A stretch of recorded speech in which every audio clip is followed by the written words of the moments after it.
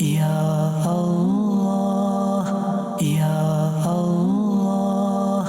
رحمت پہ تیری ہے آسرا، تجھ پہ بھروسہ ہے رب میرا، رحمت پہ تیری ہے آسرا۔ الحمدللہ رب العالمین والصلاة والسلام علی سید الانبیاء والمرسلین، اما بعد فاعوذ باللہ من الشیطان الرجیم، بسم اللہ الرحمن الرحیم، الصلاة والسلام علیک یا رسول اللہ وعلی آلک و اصحابک یا حبیب اللہ۔ مدنی چینل کے ناظرین، ایک مرتبہ پھر آپ کے لیے پروگرام قرآن میں ذکر کردہ حیوانات لیے حاضر ہیں۔ اس پروگرام میں ہم ان حیوانات کا ذکر کرتے ہیں جن کا تذکرہ قرآن میں آیا ہے۔ آج جس حیوان کے بارے میں ہم ذکر کرنے جا رہے ہیں وہ حیوان جسے عربی میں ہدہد کہا جاتا ہے اور اردو زبان میں بھی اسے ہدہد ہی کے نام سے وہ مشہور ہے۔ اس حیوان کا ذکر قرآن میں کس مقام پر موجود ہے اور کیا کیا انوکھی باتیں اس حیوان میں پائی جاتی ہیں، ان سب کو بیان کرنے سے پہلے اپنے پروگرام میں درود پاک کی فضیلت کو شامل کرتے ہیں۔ نبی مکرم صلی اللہ تعالیٰ علیہ وآلہ وسلم کا فرمان، جو شخص مجھ پر ایک مرتبہ درود پڑھتا ہے اللہ رب العالمین اس پر 10 رحمتیں نازل فرماتا ہے، اور جو شخص مجھ پر 10 مرتبہ درود پڑھتا ہے اللہ رب العالمین اس پر 100 رحمتیں نازل فرماتا ہے، اور جو خوش نصیب مجھ پر 100 مرتبہ درود پاک پڑھتا ہے تو اللہ رب العالمین اس کی دونوں آنکھوں کے درمیان یہ لکھ دیتا ہے کہ یہ نفاق اور جہنم کی آگ سے بری ہے۔ درود پاک کی کتنی فضیلت ہے کہ دن بھر میں اگر انسان 100 مرتبہ درود پڑھ لے تو وہ خوش نصیب ہوگا کہ کل قیامت کے دن جہنم کی آگ سے محفوظ رہے گا۔ درود پاک پڑھنے کو اپنا معمول بنائیں۔ صلو علی الحبیب صلی اللہ تعالی علی محمد صلی اللہ تعالی علیہ وآلہ وسلم۔ قرآن مجید فرقان حمید کی سورہ نمل کے اندر جہاں حضرت سلیمان علیہ السلام کے واقعے کو بیان کیا گیا ہے، وہیں اس حیوان، اس پرندے ہدہد کا ذکر موجود ہے۔ وَتَفَقَّدَ الطَّيْرَ فَقَالَ مَا لِيَ لَا أَرَى الْهُدْهُدَ أَمْ كَانَ مِنَ الْغَائِبِينَ۔ اور پرندوں کو جائزہ لیا تو بولا، مجھے کیا ہوا کہ میں ہدہد کو نہیں دیکھتا، یا وہ واقعی حاضر نہیں۔ جناب سلیمان علیہ السلام نے جب پرندے کو نہ پایا تو فرمانے لگے کہ کیا ہے، میں ہدہد کو نہیں پاتا۔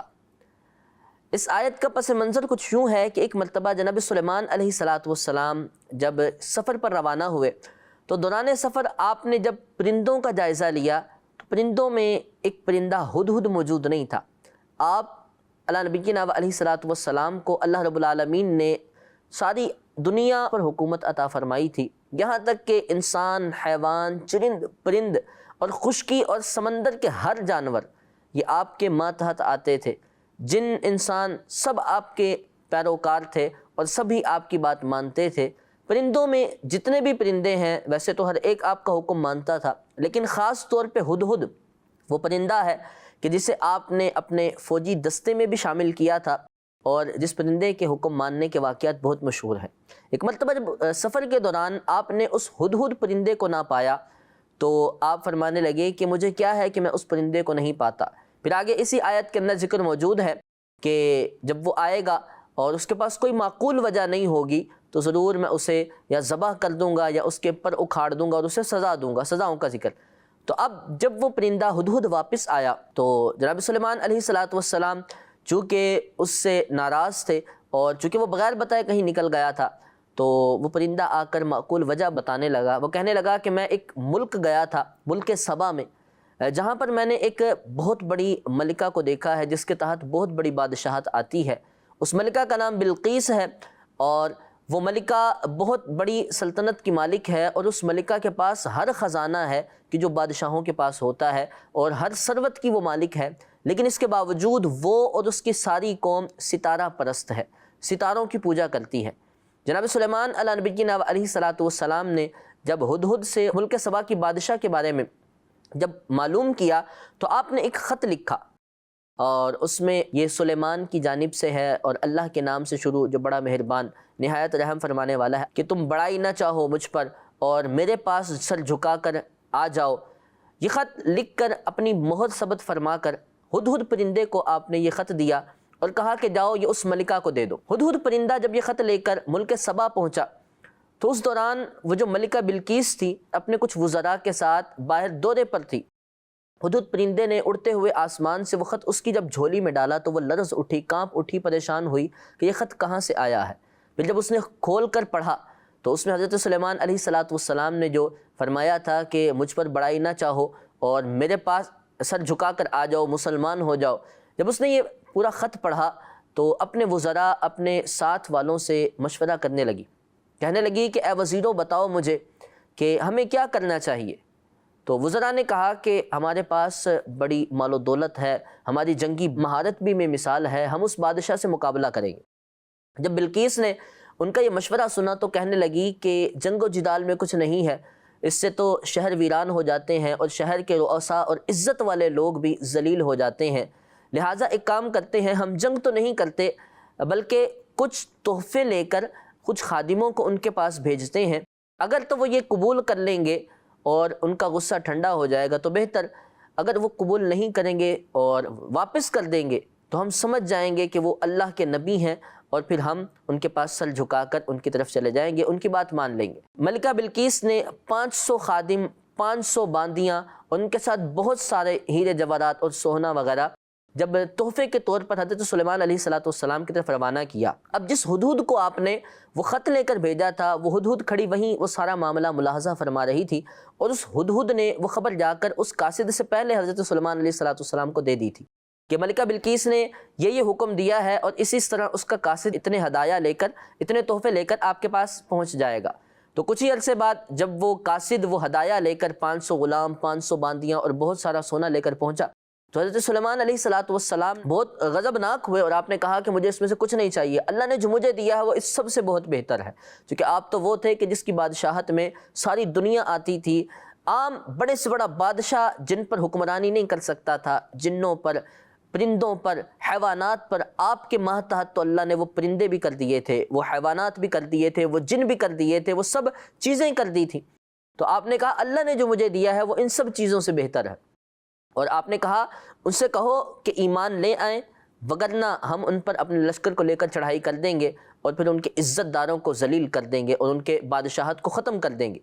جب واپسی پر وہ قاصد ان سبھی چیزوں کو لے کر گیا اور ملکہ بلقیس تک پہنچا اور سارا معاملہ اس نے بیان کیا کہ اس طرح ہم حضرت سلیمان علیہ السلام کی بارگاہ میں یہ ہدایہ لے کر گئے، لیکن حضرت سلیمان علیہ السلام نے انہیں قبول کرنے سے انکار کیا ہے اور یہ حکم فرمایا ہے کہ اگر تم مسلمان ہو کر نہ آئے اور اگر تم نے سر نہ جھکا دیا تو ہم تم پر چڑھائی کریں گے اور تمہارے عزت داروں کو ذلیل کر کے رکھ دیں گے اور تمہاری بادشاہت کو نیست و نابود کر دیں گے۔ جب ملکہ بلقیس نے یہ سنا اور اس نے نشانی پا لی کہ یہ واقعی اللہ کے پیغمبر ہے، یہ بادشاہ نہیں ہے، بادشاہ ہوتا تو وہ ان چیزوں کو قبول کر لیتا اور اس کا غصہ ٹھنڈا ہو جاتا، یہ واقعی اللہ کے پیغمبر ہیں، حق کی طرف بلا رہے ہیں۔ تو ملکہ بلقیس اس مقام پر پہنچی اور ملکہ بلقیس پھر حضرت سلیمان علیہ السلام کے پاس آئی اور آ کر اس نے اسلام قبول کیا۔ پھر اس کا آنا اور حضرت سلیمان علیہ السلام نے اس کے آنے سے پہلے جو ایک خوبصورت وہاں پر اپنے دربار میں ایک مقام بنوایا تھا، دونوں جانب سونے کی اینٹیں تھیں اور نیچے شیشے کا فرش تھا جسے اس نے پہلے کبھی شیشہ دیکھا ہی نہیں تھا، وہ حیران رہ گئی تھی اور وہ سمجھی کہ اس کے نیچے پانی ہے، وہ سمجھی پانی ہے شاید، اور اس نے اپنا جو کپڑا تھا اسے تھوڑا اوپر کیا گیلا نہ ہو جائے، حالانکہ وہ شیشہ تھا جسے اس نے کبھی اپنی سلطنت میں نہ دیکھا تھا۔ یہ اللہ رب العالمین نے آپ کو معجزات دیے تھے تو آپ نے جنوں سے اور دیگر مخلوقات سے یہ چیزیں بنوائی تھی۔ وہ آئی اور جب اس نے یہ سب چیزیں دیکھیں وہ اسلام لے آئی۔ پھر حضرت سلیمان علیہ السلام نے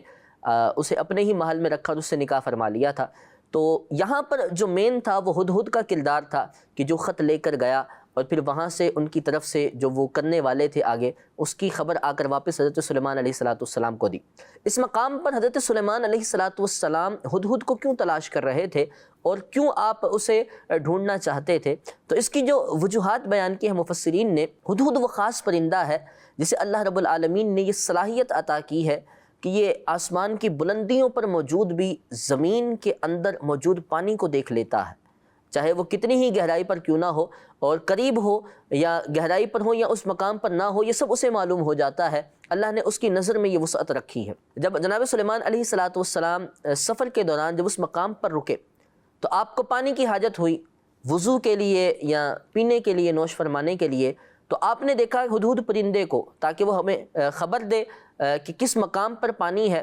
چونکہ ہدہد پرندہ جب کس مقام پر پانی دیکھتا تھا کسی مقام پر تو وہاں پر آ کر اپنی چونچ مار کر اس جگہ کو کریدنے لگتا تھا. اس سے حضرت سلیمان علیہ السلام سمجھ جاتے، پھر آپ اپنے جنات کو حکم دیتے تھے، وہ اس مقام پر آ کر وہاں کھدائی کر کے وہاں سے پانی نکال کے کنواں بناتے تھے اور اس پانی کو پھر استعمال کیا جاتا تھا. تو اس مقام پر جب پانی کی حاجت ہوئی اور ہدہد پرندہ نہ ملا تو پھر حضرت سلیمان علیہ السلام غصہ ہوئے، اور یہ وجہ تھی کہ ہدہد جس کے لیے تلاش کیا جا رہا تھا. تو حضرت سلیمان علیہ السلام کا یہ جو ہدہد پرندہ تھا اسے اللہ رب العالمین نے ایک یہ بہت خوبصورت صلاحیت عطا کی تھی، اور اسی وجہ سے آپ نے اسے جنگی دستے میں بھی رکھ لیا تھا کہ کبھی کسی مقام پر ایسا ہو کہ پانی کی حاجت ہو اور لشکر اپنے مقام سے آگے نکل چکا ہو حملے کے لیے یا جنگ کے لیے یا ویسے نکلا ہو اور اس مقام پر پانی نہ ہو، تو ہدہد پرندہ ہمیں اس پانی کی طرف آگاہی دے اور ہمیں بتائے کہ کس زمین کے نیچے پانی ہے تاکہ وہاں کھدائی کر کے پانی کا استعمال کیا جا سکے. تو اس طرح یہ ہدہد پرندہ حضرت سلیمان علیہ السلام کے ساتھ اس ہدہد پرندے کا ذکر سورہ نمل کے اندر موجود ہے، اور بہت سی تفصیلات ہیں. اس ہدہد پرندے میں بہت سے عجائبات پائے جاتے ہیں. آئیے اب معلوم کرتے ہیں کہ ہدہد کو حضرت سلیمان علیہ السلام نے سزا کیوں نہیں دی. امام جلال الدین سیوطی شافعی رحمۃ اللہ تعالی علیہ نے اس کی وجہ یہ بیان کی ہے کہ ہدہد یہ اپنی والدہ کی فرما بردار اور اس کے ساتھ حسن سلوک کرنے والی تھی، اس وجہ سے اللہ رب العالمین نے اسے سزا سے بچا لیا. اور حضرت اکرمہ رضی اللہ تعالیٰ عنہ سے بھی یہ منقول ہے، آپ نے فرمایا کہ اللہ رب العالمین نے ہدہد کو سزا اس لیے نہیں دی کہ وہ اپنے والدین کی فرما بردار تھی. اس بات کو تفسیر در منصور میں بھی لکھا گیا ہے.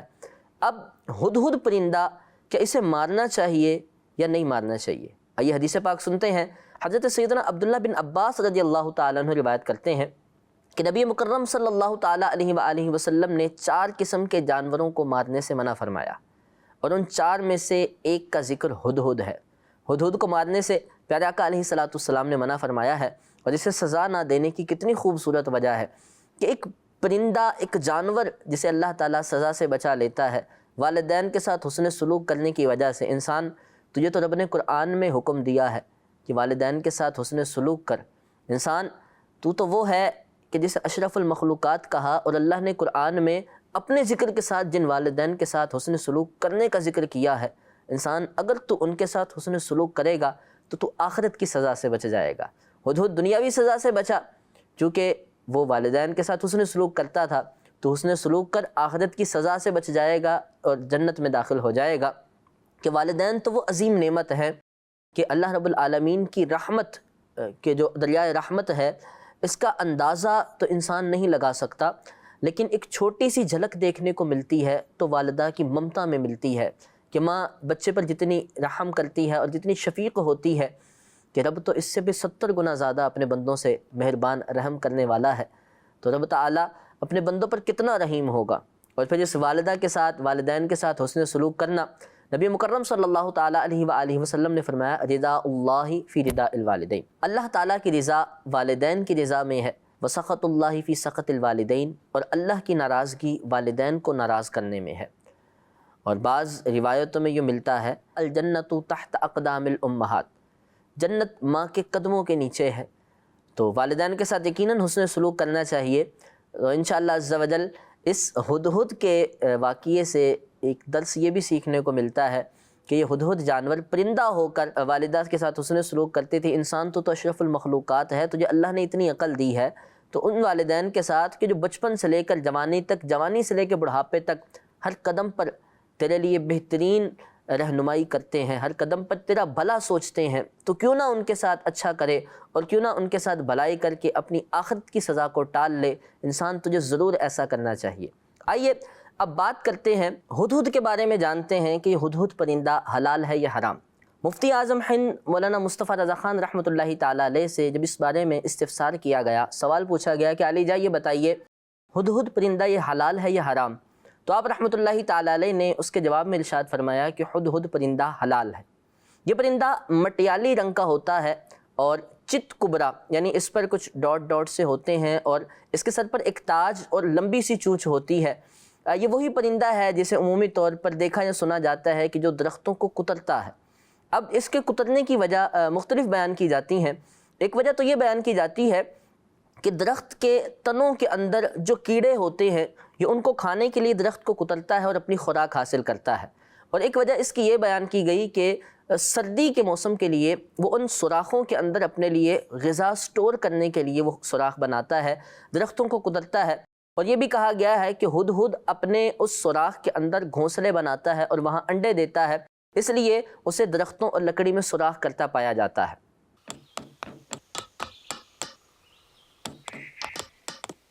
اب آئیے ایک بڑا دلچسپ واقعہ،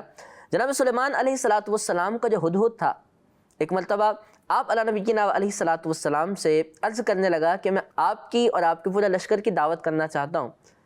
اور جناب سلیمان علیہ السلام نے جب استفسار کیا تو بتایا کہ فلاں دن فلاں مقام پر سمندر کے کنارے پر بہت بڑا لشکر آپ کے ہمراہ ہوتا تھا، جنوں انسانوں کا اور دیگر مخلوقات کا،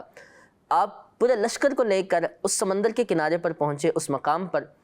تو اچانک وہ جو ہدہد تھا وہ آسمان کی طرف اڑا، دوران اڑان اس نے ایک ٹڈی کا شکار کیا اور اسے مار کر اس نے سمندر میں پھینک دیا۔ سمندر میں پھینکنے کے بعد وہ کہنے لگا کہ اے اللہ کے نبی سلیمان علیہ السلام، آپ اور آپ کا لشکر اسے تناول فرمائیں، جسے گوشت ملے ٹھیک ہے، وگرنہ دوسرے شوربے ہی سے کام چلا لے۔ تو لکھا کہ حضرت سلیمان علیہ السلام اور آپ کا پورا لشکر اس ہدہد کے اس کارنامے پر مسکرانے لگے، اور 1 سال تک آپ اس واقعے کو یاد کر کے، ایسی مہمان نوازی کو یاد کر کے تبسم فرمایا کرتے تھے۔ تو یہ ایک عجیب واقعہ تھا جو جناب سلیمان علیہ السلام اور ہدہد کے بارے میں نقل کیا گیا ہے۔ ایک اور واقعہ جسے مثنوی شریف میں مولانا روم رحمۃ اللہ تعالی علیہ نے ذکر کیا ہے، وہ واقعہ ہدہد اور کوے کا ہے۔ ایک مرتبہ جناب سلیمان علیہ السلام جب تمام پرندوں کا جائزہ لے رہے تھے اور پرندے ایک ایک کر کے آپ کی بارگاہ میں آتے اور اپنی خاصیات بتاتے تھے کہ مجھ میں یہ خاصیت ہے، مجھے اللہ نے یہ طاقت دی ہے، میں اس کام کو اچھے طریقے سے کر لیتا ہوں، تو اسی دوران جب ہدہد کی باری آئی، ہدہد بارگاہ میں آیا اور آ کر کہنے لگا کوئی خاص خاصیت تو نہیں، اللہ نے مجھے یہ خاصیت دی ہے کہ میں اڑتے ہوئے آسمان پر زمین کے اندر موجود کسی بھی تہہ تک پانی کو دیکھ لیتا ہوں، اللہ نے مجھے اتنی تیز نظر دی ہے۔ جب اس نے یہ بات بیان کی، حضرت سلیمان علیہ السلام متاثر ہوئے اور آپ نے اسے اپنے فوجی دستے میں شامل کر لیا کہ جنگوں کے دوران اور جب سفر پر ہوں تو یہ ہدہد ہمارے لیے پانی کی تلاش میں کام آ سکتا ہے۔ جب سلیمان علیہ السلام کے ہدہد کو یہ مرتبہ دینے، جنگی دستے میں رکھنے کو جب اس کوے نے دیکھا جو اس کے ساتھ موجود تھا، تو اس کوے کو حسد ہوا اور وہ کہنے لگا اے اللہ کے نبی سلیمان علیہ السلام، یہ ہدہد جھوٹ بولتا ہے، ایسا نہیں ہے، اگر واقعی اس کے پاس اتنی تیز نظر ہے تو یہ بتائے کہ یہ آسمان سے نیچے آ کر جو شکار کرنے والے نے اس کے لیے صیاد نے جال بچھایا ہوتا ہے وہ اس میں کیوں پھنس جاتا ہے؟ اگر اسے اوپر سے نظر آتا ہے اتنا زیادہ تو یہ اس جال میں کیوں پھنس جاتا ہے؟ جناب سلیمان علیہ السلام نے جب اس ہدہد سے استفسار فرمایا کہ بتا ایسا کیوں ہوتا ہے، پھر تو کہتا ہے تیری نظر اتنی تیز ہے، تو وہ ہدہد کہنے لگا کہ اے اللہ کے نبی، واقعی اللہ نے مجھے یہ صلاحیت دی ہے کہ میں اڑتے ہوئے زمین کے اندر پانی کو بھی دیکھ لیتا ہوں، اتنی تیز نظر ہے، لیکن اس کے باوجود میں اس صیاد کے اس جال کو بھی دیکھ لیتا ہوں، مجھے معلوم ہو جاتا ہے کہ اس مقام پر شکاری نے میرے لیے یہ جال بنا ہے یا جال بچھایا ہے، لیکن اس کے باوجود مجھ پر تقدیر غالب آتی ہے، میری عقل پر پردہ پڑ جاتا ہے، مجھے معلوم نہیں ہوتا میں کس وقت جا کر اس جال کے اندر پھنس جاتا ہوں اور اس شکاری کے قبضے میں آ جاتا ہوں۔ تو حضرت سلیمان علیہ السلام نے جب اس کا یہ جواب سنا تو وہ جو کوا تھا جسے حسد ہوا تھا وہ وہاں خائب و خاسر ہوا۔ حسد یہ ایک ایسی بیماری ہے اور جس کا تعلق باطن سے ہے، اور بہت زیادہ عموم میں عام طور پر لوگوں میں یہ بیماری پائی جاتی ہے، اور یہ بیماری اتنی بری ہے کہ اس کے بارے میں نبی مکرم صلی اللہ علیہ وآلہ وسلم نے ارشاد فرمایا الحسد یأکل الحسنات کما تأکل النار الحطب، حسد نیکیوں کو ایسے کھا جاتا ہے کہ جیسے آگ لکڑی کو کھا جاتی ہے، تو اتنا سخت جس طرح آگ خشک لکڑی کو تیزی سے کھا جاتی ہے، حسد انسان کی تمام نیکیاں کھا جاتا ہے۔ اور ایک اور روایت میں نبی مکرم صلی اللہ علیہ وسلم نے ارشاد فرمایا لا تحاسدوا، آپس میں حسد نہ کرو، وکونوا عباد اللہ اخوانا، اور اے اللہ کے بندو آپس میں بھائی بھائی ہو جاؤ۔ اور ایک اور روایت میں نبی مکرم صلی اللہ تعالیٰ علیہ وآلہ وسلم نے جب حسد اور اس طرح کی بیماریوں کو بیان کیا تو ساتھ ہی آپ نے فرمایا کیا میں تمہیں ان کا علاج نہ بتا دوں؟ تو سرکار علیہ السلام نے اس کے علاج میں فرمایا افشوا السلام، سلام کو عام کرو، سلام کو پھیلاؤ۔ یقیناً جب کوئی شخص حسد کرتا ہے اور محسود کو جب وہ سلام کرے گا، اس کے لیے سلامتی کی دعا کرے گا، تو یقیناً اس کے دل سے یہ حسد کی بیماری زائل ہوگی۔ تو حسد جو ہوتا ہے وہ انسان کو کتنا برے مقام تک لے جاتا ہے، وہ دنیا بھی تباہ کر دیتا ہے، آخرت بھی برباد کر دیتا ہے۔ حسد اتنی بری چیز ہے، اور بعض روایتوں میں ملتا ہے، امام غزالی رحمۃ اللہ تعالیٰ علیہ نے جسے احیاء العلوم میں لکھا ہے کہ حسد یہ وہ پہلی نافرمانی ہے کہ جو اللہ رب العالمین کی گئی تھی، اور وہ حسد کس نے کیا تھا؟ وہ شیطان نے کیا تھا۔ اور حضرت آدم علیہ نبینا و علیہ الصلاۃ والسلام کو جو اللہ نے اپنا خلیفہ بنایا تھا، اللہ نے جو انہیں اتنا اعزاز دیا تھا اور انہیں تمام فرشتوں سے سجدہ کرنے کا حکم ارشاد فرمایا تھا، تو شیطان کو حضرت آدم علیہ الصلاۃ والسلام سے حسد ہوا تھا۔ تو اس حسد کی وجہ سے وہ خائب و خاسر ہوا، دنیا میں بھی نامراد ہوا، اور معلم الملکوت، فرشتوں کا سردار، فرشتوں کا استاد ہونے کے باوجود دنیا کے اندر ذلیل و خوار ہے، رسوا ہے، اور آخرت میں بھی اس کا انجام دوزخ ہے۔ تو حسد ہی تھا وہ جس نے سب سے پہلے اللہ رب العالمین کی نافرمانی کی طرف شیطان کو ابھارا تھا، اور حسد یہ بہت بری چیز ہے۔ اللہ تعالیٰ آپ کو مجھے اس حسد سے محفوظ فرمائے، آمین۔ مدین چینل کے ناظرین، یہ تو حسد ہے کہ جو اتنا مہلک مرض ہے اور جس سے بچنا ضروری ہے، تبھی انسان کی آخرت اچھی ہو سکتی ہے۔ حسد کہتے کس چیز کو ہیں؟ کسی سے زوال نعمت کی خواہش کرنا، یعنی کہ کسی کو کوئی نعمت ملی ہے تو یہ خواہش کرنا کہ وہ اس سے چھن جائے، ختم ہو جائے، تو یہ حسد ہوتا ہے۔ اور ایک ہوتا ہے غبطہ، رشک۔ رشک یہ ہوتا ہے کہ کسی سے زوال نعمت کی خواہش نہیں کرنا، لیکن اپنے لیے بھی اس نعمت کی دعا کرنا، اپنے لیے اس نعمت کو پسند کرنا، تو یہ اچھی چیز ہے، ایسا کرنے میں کوئی مذائقہ نہیں۔ کسی کو دیکھیں اللہ نے اسے اچھی چیز دی ہے یا آپ کی پسند کی چیز ہے تو دعا کریں، الہی تو نے اسے دی ہے، اسے مزید دے، اللہ مجھے بھی دے۔ تو یہ غبطہ ہوگا، یہ رشک ہوگا، اور اس میں کوئی مذائقہ نہیں۔ البتہ حسد جو ہے یہ بری چیز ہے اور اس سے بچنا ضروری ہے۔ اس حکایت سے ایک اور بات سیکھنے کو ملتی ہے کہ جب آپ کسی کی خوبی دیکھیں، کسی میں اچھائی دیکھیں، تو اس کی حوصلہ افزائی کریں، اس کے لیے اس اچھائی کو اس کے سامنے بیان کریں کہ واقعی آپ میں یہ خاصیت ہے۔ ایسا نہ ہو کہ آپ اس کی حوصلہ افزائی کرنے کے بجائے حوصلہ شکنی کریں۔ تو جب آپ حوصلہ افزائی کریں گے یا ان خصوصیات کو واقعی خصوصیات سمجھیں گے، تو اس سے آپ کو نقصان نہیں ہوگا، جس کی خصوصیات ہیں اس کی دلجوئی بھی ہو جائے گی۔ اگر کسی مسلمان کو آپ دیکھتے ہیں کہ اللہ نے اسے اچھی خاصیت دی ہے، وہ عبادتوں میں مشغول رہتا ہے، اسے بڑا ذوق ملتا ہے، بڑے ذوق سے دعا کرتا ہے، تو آپ اس کی خصوصیات کو اس حوصلہ افزائی کریں اور ساتھ ہی اپنے لیے بھی دعا کریں۔ ایسا نہیں کہ وہ اسے ان خصوصیات پر ملامت کریں، ایسا کرے گا بھی کون؟